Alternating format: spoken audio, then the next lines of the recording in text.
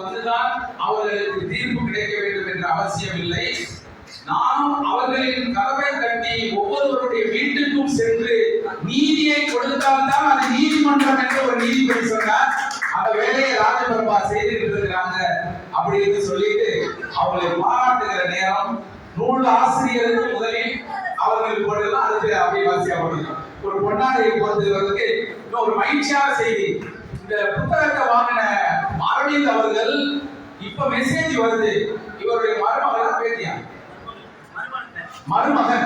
மருமகனுக்கு அரசு வேலை கிடைத்துவிட்டது அப்படிங்கிறது.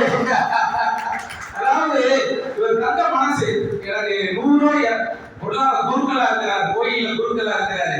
முன்னாடி குருக்கள்லாம் 2-3 வீடு வாங்கியிருப்பாங்க, கார் வாங்கியிருப்பாங்க. இந்த குருக்கள் வாடகை வீட்டுல இருக்கிறார். வாடகை வீட்டில் இருக்கிற குருக்கள் அப்படிப்பட்ட திருப்பணி, கோயில் திருப்பணி செய்து கொண்டு இருக்கிறவர். அப்படிப்பட்ட மனிதர் முதல்ல நான் புத்தகம் வாங்குறேன் 200 ரூபாய் அவர் எடுத்த உடனே நான் 100 ரூபாய் கொடுத்து வாங்கிக்கிறேன்னு சொன்னாரு. ஆனால் அவர் மனசுக்கு அவருடைய மருமகனுக்கு அரசு வேலை கிடைத்திருக்கிறது அப்படின்னு சொன்னா நம்மை சுற்றி ஏதோ ஒரு விஷயம் நடந்து கொண்டிருக்கிறது. பாசிட்டிவ் எனர்ஜி அப்படின்னு அவங்க சொன்னது போல ஒரு நல்ல விஷயத்தை இன்றைக்கு அவர் வடிவரசன் அவர்கள் பணியில் சேரப்போகிறார். ஒருவருக்கு பணி கிடைத்திருக்கிறது. அண்ணன் அவர்கள் ஐஏஎஸ் அகாடமி நடத்தி கொண்டிருக்கிறார். நாங்கள் சொல்லல உங்களுக்கு, ஐஏஎஸ் அதிகாரியாக மதுரையில் இருக்கிறவர்கள், மதுரையில் படிக்கிறவர்கள், மதுரையில் இருக்கின்ற பிள்ளைகள் எல்லாம் ஐஏஎஸ் அதிகாரியாக வர வேண்டும் என்று ஐஏஎஸ் அகாடமி நடத்தி கொண்டிருக்கிறவர் நம்முடைய அண்ணன் உச்சிமாடி நடத்திட்டு இருக்கிறார். அது கூடவே அவங்களும் வந்திருக்கிறார். அண்ணன் செல்லவேல் அவர்கள் வந்திருக்கிறார். நான் சொன்ன ஒரு நல்ல தாம்பலம் அவர்கள் கொடுத்திருக்கிறார். அந்த தாம்பலத்துல பழங்கள் வச்சு கொடுங்க.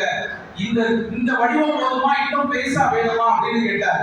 அதாவது செலவு செய்கிற போது போதுமா இன்னும் கொஞ்சம் சுருக்கமானு கேட்கல, பழங்களை எல்லாம் வச்சு கொடுப்பதற்கு தட்டு இன்னும் பெருசா வேணுமான்னு கேட்டவர் தான் காந்திய செம்மனாக இருக்கிறவர், வள்ளலார் பக்தராக இருக்கிறவர் செல்லவேல் அவர்கள்.